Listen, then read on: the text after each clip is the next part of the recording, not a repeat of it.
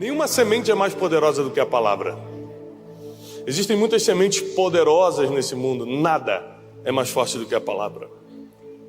Eu tenho, nesses 40 anos de vida, experimentado o poder da palavra. E olha que, apesar de ter nascido num ambiente como esse, né? Eu sou filho de pastores, neto de pastores, mas eu já tentei de tudo. Já tentei me desviar, já tentei conhecer outras religiões, já tentei negar Deus. Teve uma época da minha vida que eu estava tão desesperado, eu falei, Deus não existe, e tentei provar que Deus não existia, aí que tive um encontro verdadeiro com Ele. Então, eu não estou falando que a palavra é a semente mais poderosa porque eu estou treinado a falar isso, mas porque eu experimentei isso na minha vida. E o que eu quero te ensinar hoje de manhã é fruto de algumas experiências que eu tive com Deus. Então prepara o seu coração, porque a semente mais poderosa do mundo, que é a palavra de Deus, vai entrar no seu coração e vai germinar na tua família, nos teus negócios, no teu ministério, no teu futuro, nas tuas amizades, no teu relacionamento, em tudo que você fizer. Abra sua Bíblia comigo em Juízes capítulo 6. Nós vamos entender uma das passagens mais famosas da Bíblia. É a famosa passagem de Gideão. Esse mês, praticamente todo, eu vou ficar falando de Gideão. Onde eu for, no Café com Destino pela manhã, nas pregações que eu fizer, em tudo eu vou falar de Gideão. Por quê? Porque Gideão, a história de Gideão tem muito a nos ensinar. E eu quero começar a ler a partir do versículo 11 do capítulo 6 de Juízes. Se nós lermos tudo vai tomar muito tempo, eu vou ler essa parte e depois eu vou contando tudo o que aconteceu.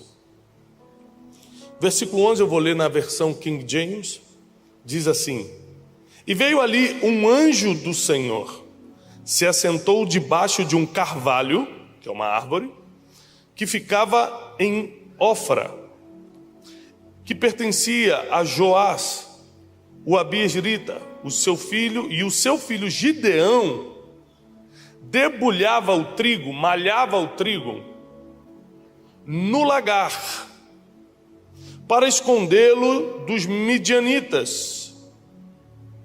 E o anjo do Senhor lhe apareceu e lhe disse: O Senhor está contigo, homem poderoso e valente. Qual é a outra versão que diz? Poderoso e guerreiro. Poderoso e valente. Me diz uma coisa, o que esse homem poderoso e guerreiro, poderoso e valente estava fazendo? Malhando. Para malhar trigo tem que ser poderoso na terra? Para malhar trigo tem que ser guerreiro? Por que o anjo chamou ele disso? Se ele era um agricultor. Eu já quero começar nessa manhã explicando como Deus fala contigo. Existem 3 pessoas que estão constantemente te olhando. Primeiro é Satanás. Sim, acredite, ele te vê. O nosso inimigo, o nosso adversário, ele não é inimigo de Deus. O inimigo de Deus é o dinheiro ou o amor às riquezas. Você não pode servir a 2 senhores, ou você serve a Deus ou você ama as riquezas. Mas o nosso inimigo é Satanás, o nosso adversário. Não de Deus, mas o nosso. E esse inimigo te olha 24 horas e tudo que ele vê na sua vida é o passado. Ladrão, prostituta, mentiroso, adúltera. Ele vai lembrando, toda vez que ele te vê, ele só vê teus passados, só o que você fez lá atrás. Ele vai te lembrando de onde você saiu, vai te lembrando de onde você estava. Quando você tenta fazer alguma coisa para Deus, fala assim, você? Essa é a função dele. Diabo significa advogado de acusação. A função dele é te acusar o tempo todo. E para te acusar eu preciso olhar o seu passado. Então o tempo todo ele fica lembrando do seu passado. Mas tem uma segunda pessoa que sempre te vê. São 3. A segunda é o ser humano. Todos os dias você está diante de um ser humano. Alguém da sua família, alguém do seu trabalho, você está aqui na igreja. O tempo todo você está diante de um ser humano, sim ou não? E o ser humano tem um problema.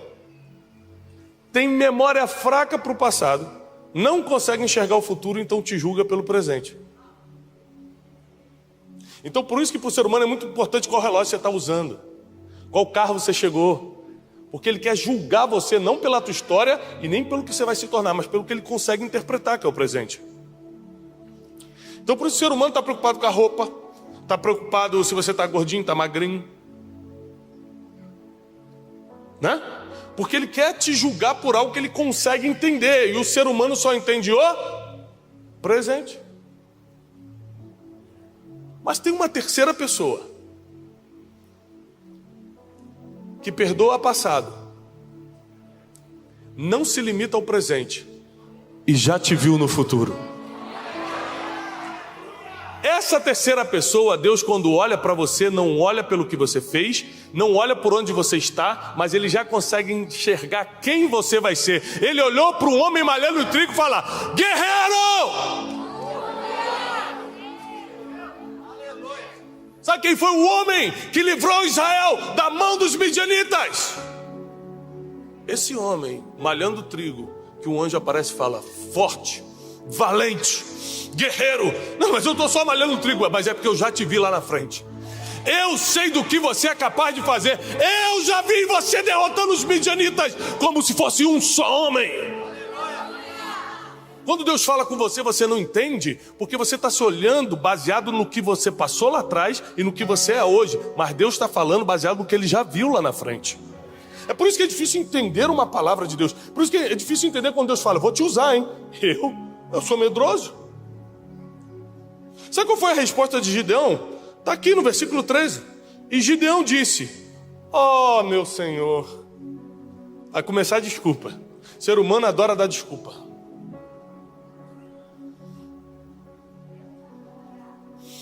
Ontem à noite eu deitei, chegou de viagem ontem, cansado. Aí deitei à noite assim na cama, Janine deitou. Ela falou assim: Tiago. E quando a gente já está deitado, ela chama Tiago para pedir alguma coisa. Aí eu fingi que estava dormindo. Ela: Tiago, estou dormindo. Vai pegar água. A gente estava no quarto, a cozinha lá embaixo. Eu falei: Jesus. Aí eu pensei todas as desculpas que eu posso dar. Estou cansado, já estou deitado e tal. Mas tem uma coisa que eu aprendi em 16 anos de casado: com o esposo não adianta dar desculpa. Ela vai ter uma resposta melhor do que a sua. Eu falei: claro, meu irmão, vou lá. Fui lá e peguei a água. Porque chega uma hora do seu relacionamento que você sabe que desculpa não funciona mais. Mas como Gideão estava começando o relacionamento com Deus aqui, ele ainda tentou dar desculpa, que quem nunca? Então ele fala assim: ó meu Senhor, se o Senhor está conosco, então por que sobreveio tudo isso sobre a gente? E onde estão os milagres que os nossos pais nos contaram, dizendo: o Senhor nos fez subir do Egito? Agora, porém, o Senhor nos abandonou e nos entregou na mão dos midianitas.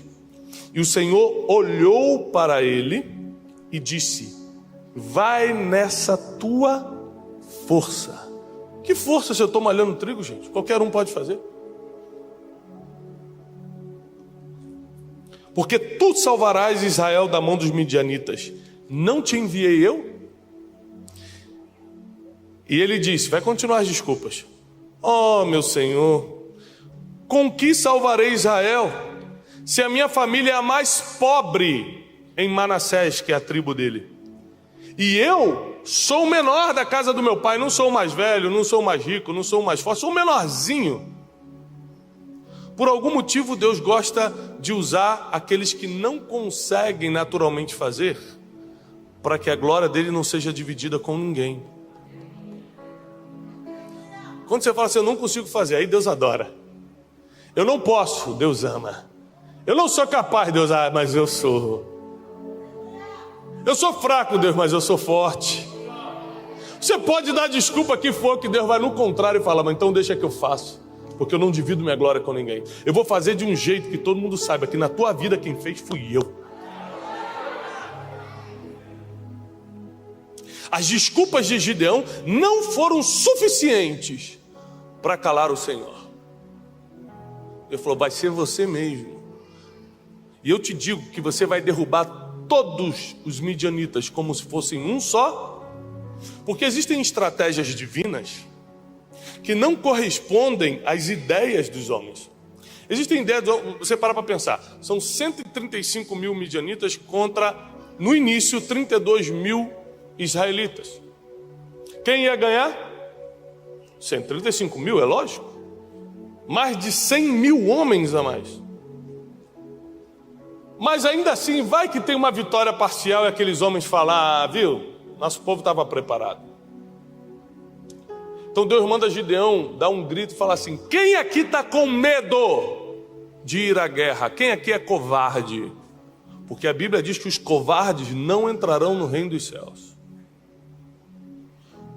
Covarde não é medroso, não. Covarde é o que deixa de fazer por medo, porque tem muita gente com medo e continua fazendo.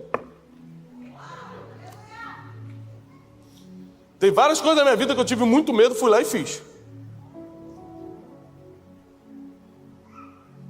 O problema é quando você deixa de fazer as coisas porque está com medo. Deixa de fazer as coisas porque está ansioso. Deixa de fazer as coisas porque não acredita mais. Covarde.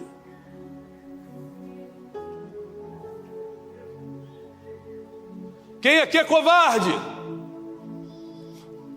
De 32 mil homens, ficaram só 10 mil, 22 foram embora. A maioria era covarde. A pior coisa é você ir para uma guerra do lado de um covarde, porque você vai ser atingido, ele não vai te socorrer. Ele vai ver o perigo e não vai conseguir atirar. É muito melhor você ir em menor quantidade, mas com gente que vai lutar por você, do que ficar no meio da multidão que vai sair correndo quando o bicho pegar para o seu lado. Quem está pegando essa? Ficam só 10 mil homens, agora são 10 mil contra 130 e poucos mil. Impossível de ganhar. Deus olha para o exército, Gideão já está desesperado. Deus olha para o exército e fala: ainda tem muito. Gideão: Senhor, não sei como é que você faz conta, mas nas minhas contas a gente já morreu, imagina. Deus falou: tem muito. Pega esses 10 mil homens, manda beber água nessa fonte que está aqui. Quem beber água igual se fosse um cachorrinho, colocando a cara na água e lambendo, você tira do exército. Quem botar a mão e trouxer até a boca, você mantém no exército. Sabe quantos educadinhos tinham? 300 só. 9.700 homens fizeram algo que nem hoje, em 2022, em Israel, é lícito fazer: largar a arma para cuidar das suas próprias necessidades. Hoje em Israel você anda, eu tive a oportunidade de ir dezenas de vezes. Você anda, você vai ver jovens, muito jovens, 18 anos, no shopping, jogando videogame com um fuzil atravessado, com roupa normal, com roupa paisana.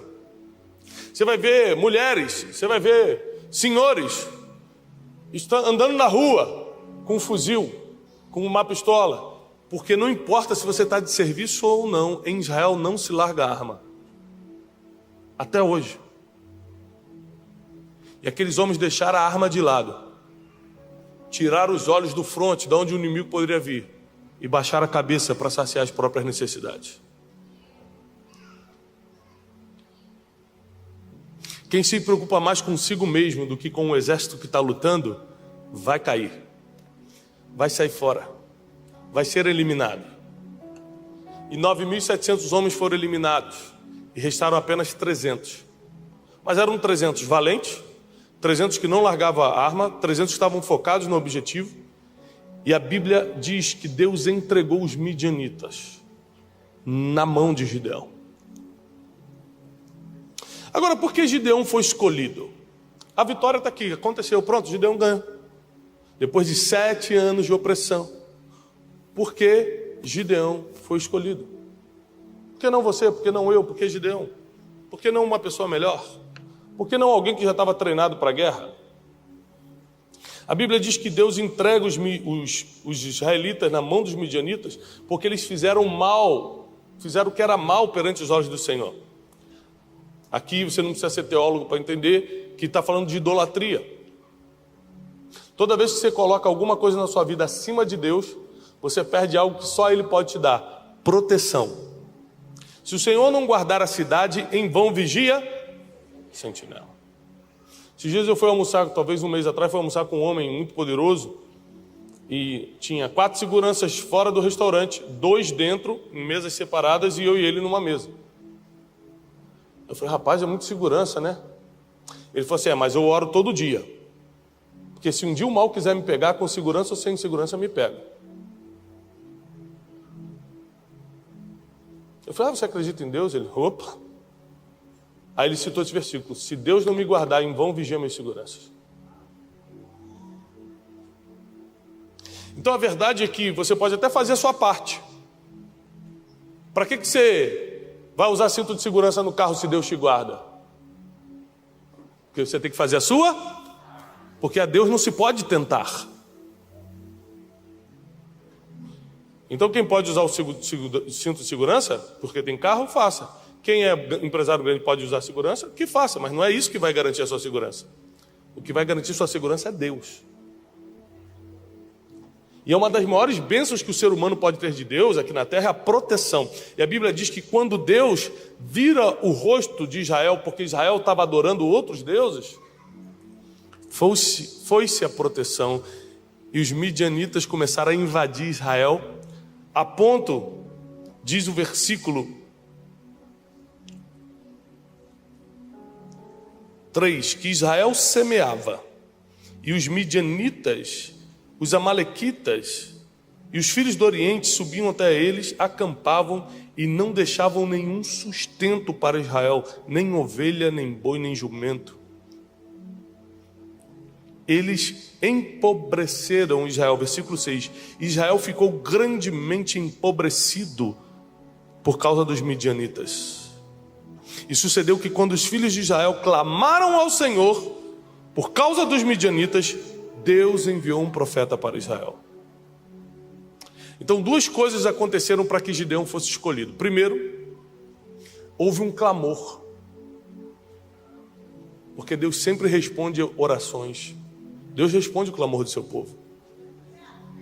O povo estava todo errado, ainda assim Deus atendeu. É engraçado que a gente que é pai, só quem é pai e mãe entende isso. Como é que Deus pode livrar Israel se eles estavam fazendo algo que Deus pediu para não fazer? Só quem é pai e mãe entende.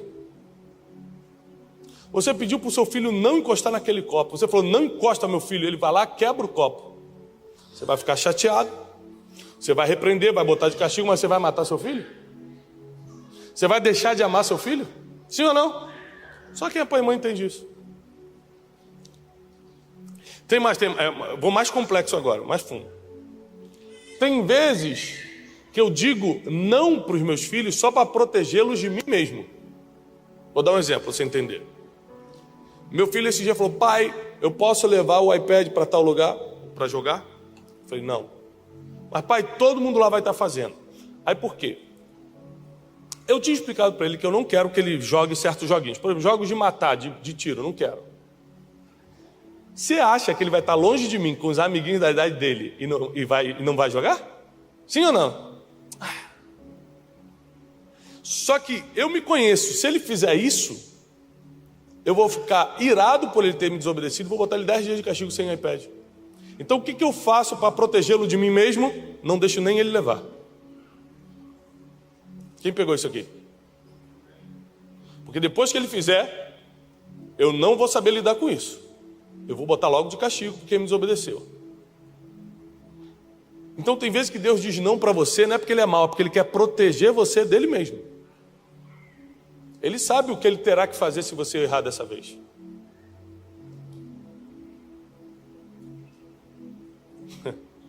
E foi isso que está acontecendo aqui. Deus decide intervir, porque a situação de Israel estava ficando insustentável. estava empobrecendo. O povo que foi plantado na terra para ser o mais próspero da terra estava pobre.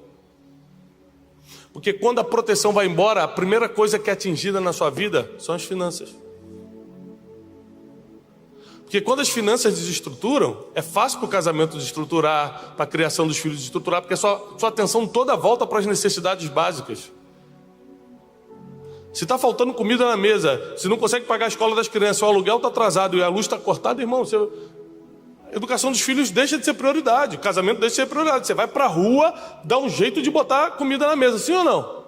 Lógico.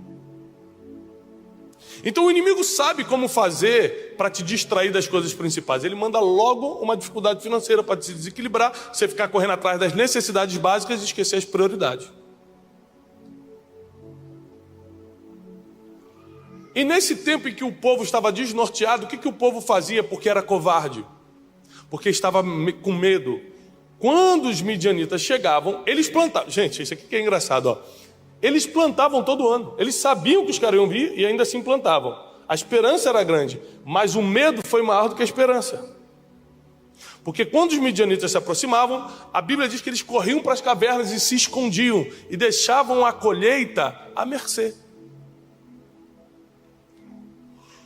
Um homem, de todo Israel, decidiu pensar diferente, anote isso, pensar diferente e proteger a colheita. Esse foi o homem escolhido, que no meio de um clamor do povo, pensou diferente e fez diferente. Porque quem pensa diferente, acaba fazendo diferente. E aí você chama a atenção de quem realmente pode te promover. Sabe o que ele faz? Em vez de ir para a caverna, ele pega o trigo, que lhe cabia, a parte da família dele, leva para o lagar. Lagar é lugar de quê? Vinho, uva. Lagar é onde se faz o vinho. Você colocava as uvas, pisava nas uvas, até recentemente o processo de vinho era esse, agora está mais automatizado, e transformava a uva em vinho ali no lagar. Sabendo que os midianitas estavam atrás do trigo, ele pega o trigo e leva para um lugar onde os midianitas não procuravam, porque não era a época de uva.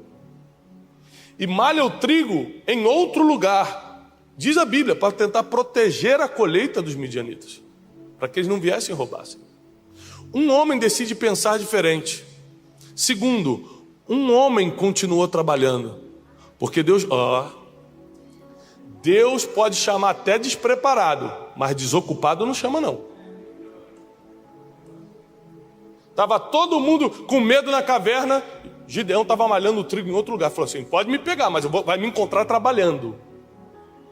Você nunca vai ver Deus chamando alguém na Bíblia, nem homem, nem mulher, nem o que for, homem de Deus, mulher de Deus, que não estivesse trabalhando. Todos estavam trabalhando. Davi estava cuidando das ovelhas, José estava cuidando do gado, Gideão estava malhando o trigo.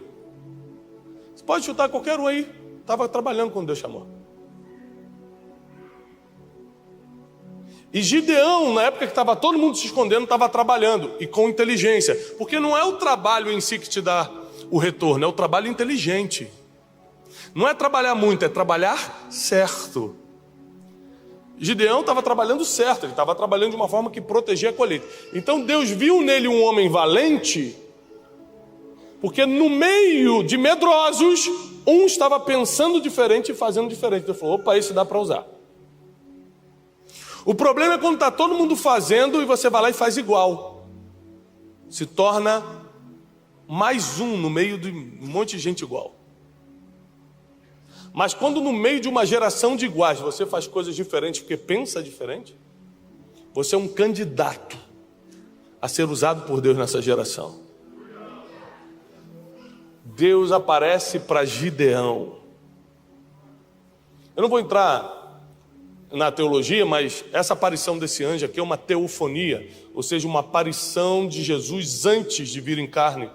É o próprio Deus em forma de anjo falando com Gideão. A gente tem 1000 explicações teológicas para provar isso, não é o caso de hoje, mas só para que você entenda que é o próprio Deus falando com Gideão. E quando Gideão reconhece o Senhor, ele fala o seguinte: se és tu, fica aqui, até que eu lhe traga uma oferta. E presta atenção, quando você vai ver a oferta que Gideão entregou para ele, tinha cordeiro no meio, tinha coisas que demoravam horas para preparar. Ele fez o anjo do Senhor, ele fez o próprio Deus esperar para ele preparar as coisas. E quando ele voltou, o anjo ainda estava lá. Era o Senhor. O sinal que ele pediu, Deus deu. E ele entrega aquela oferta e começa toda a transformação de um homem de agricultura para um homem guerreiro.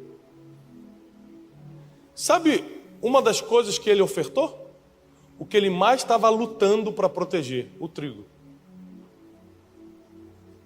A maior quantidade dessa oferta que ele deu para Deus foi justamente o que ele mais estava lutando para proteger.